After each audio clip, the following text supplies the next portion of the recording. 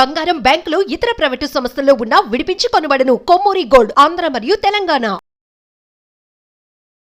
Hi నమస్తే, welcome to మనం TV.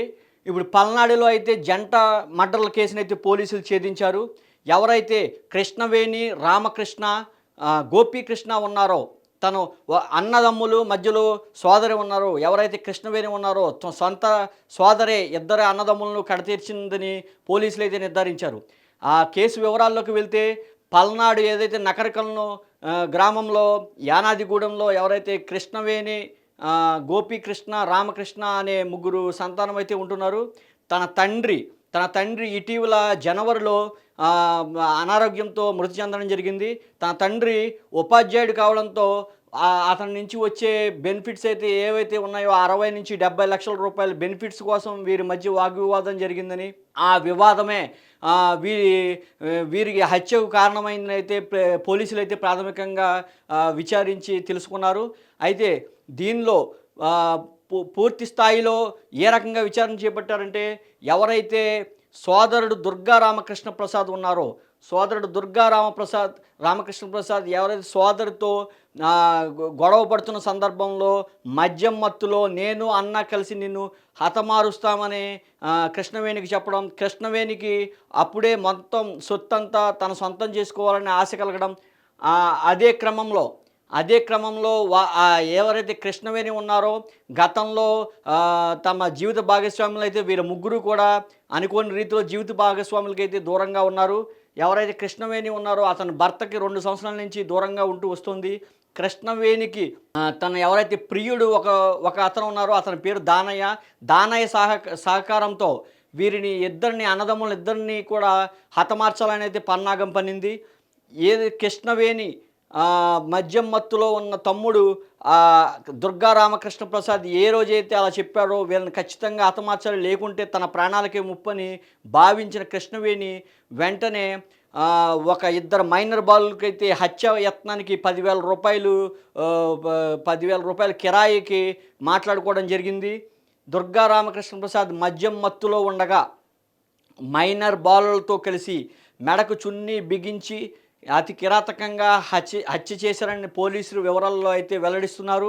హత్య చేసిన వెంటనే 1 కిలోమీటర్ల దూరంలో మృతదేహాన్ని పడవేయడానికి దానయ్య ఎవరైతే ఉన్నారో కృష్ణవేణి ప్రియుడు అతని బైక్ను ఉపయోగించుకుని అతన్ని తీసుకెళ్ళి అక్కడ ఉన్న కొలంలో పడవేయడం జరిగింది.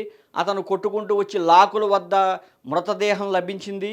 అయితే పోలీసులు అనుమానాస్పద మృతి కేసు కింద మృతదేహం కింద అన్ఐడెంటిఫైడ్ బాడీ కింద కేసు అయితే నమోదు చేసి ఉండగా, అంతలో డిసెంబర్ 10వ తేదీన కృష్ణవేణి పెద్ద అన్న గోపీకృష్ణ ఎవరైతే ఉన్నారో బొల్లాపల్లి పోలీస్ స్టేషన్లో కానిస్టేబుల్గా పనిచేస్తున్నారు.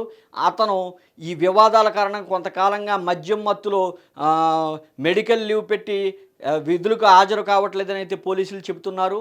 ఎవరైతే గోపీకృష్ణ పెద్ద అన్న ఎవరైతే ఉన్నారో గోపీకృష్ణ ఒకరోజు కృష్ణవేణి వద్దకు వచ్చి తనను 500 రూపాయలు అడగడం జరిగిందని, ఇదే అదునుగా భావించిన కృష్ణవేణి ఆయన మద్యం మత్తులో మత్తు పదార్థం మందులు కలిపి మరొక ఇద్దరు ఇదివరకు గతంలో ఉపయోగించిన మైనర్ బాలు కాకుండా మరొక ఇద్దరు బాలులతో మైనర్ల సహాయంతో ఎవరైతే అన్న గోపీకృష్ణ ఉన్నారో అతన్ని కూడా గట్టిగా తాడుతో ఉరి బిగించి లాగడానికి ప్రయత్నం చేయగా ఆ తాడు తెగిపోవడం జరిగింది. వెంటనే ఆమె మెడలో ఉన్న చున్నీని గట్టిగా బిగించి అన్నను కూడా హతమార్చడం జరిగింది.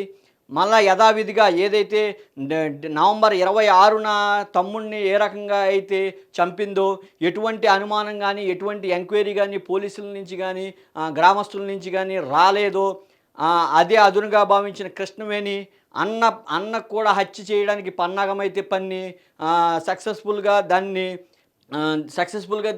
నిర్వహించిందని అయితే చెప్పుకోవచ్చు. ఎవరైతే అన్న గోపీకృష్ణ ఉన్నారో అతన్ని కూడా హతమార్చి కొంత దూరంలో కిలోమీటర్ల దూరంలో ఉన్న వాగులో అతని మృతదేహాన్ని కూడా పడేయడం జరిగింది.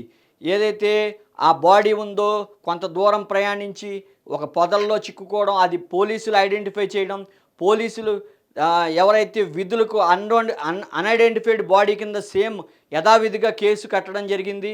అయితే గోపీకృష్ణ కానిస్టేబుల్ కావడంతో గోపీకృష్ణ ఎందుకు విధులకు హాజరు కావట్లేదని మెమో జారీ చేయడం జరిగింది ఉన్నతాధికారులు.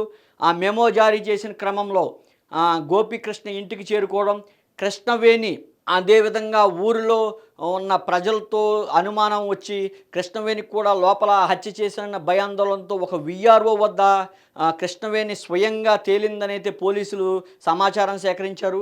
పోలీసులు కూడా అతను కానిస్టేబుల్ కావడంతో ఎందుకు విధులకు హాజరు కావట్లేదని కృష్ణవేణిని ఎంక్వైరీ చేయగా కృష్ణవేణి అనుమానంగా ఉన్న మాటలను బట్టి కృష్ణవేణిని వారి తరహాలో ఎంక్వైరీ చేయడం అయితే జరిగిందని అయితే పోలీసులు వివరించారు. కృష్ణవేణి ఎంక్వైరీలో పూర్తిగా జరిగింది ఏ రకంగా అయితే జరిగిందో, కేవలం తన తండ్రి ఆస్తి ఏవైతే 60 నుంచి 70 లక్షలు వచ్చే బెనిఫిట్స్ కోసం తన సోదరులను ఏ రకంగా హతమార్చిందో పూర్తిగా వివరించిందని అయితే పోలీసులు చెబుతున్నారు. కృష్ణవేణి ఈ రకంగా చేయడం మొత్తం పల్నాడులో ఉన్న నకరకల గ్రామస్తులందరూ ఆశ్చర్యపోతున్నారు. కృష్ణవేణికి అతని ప్రియుడు దానయ్యని ఇప్పటికే పోలీసులు అదుపులోకి తీసుకున్నారు. అదేవిధంగా మైనర్ బాలుగులను కూడా అదుపులోకి తీసుకున్నారు. 4 మైనర్ల సహాయంతో తన ప్రియుడు దానయ్య సహాయంతో కృష్ణవేణి ఈ హత్యలకు పాల్పడిందైతే పోలీసులు నిర్ధారించారు.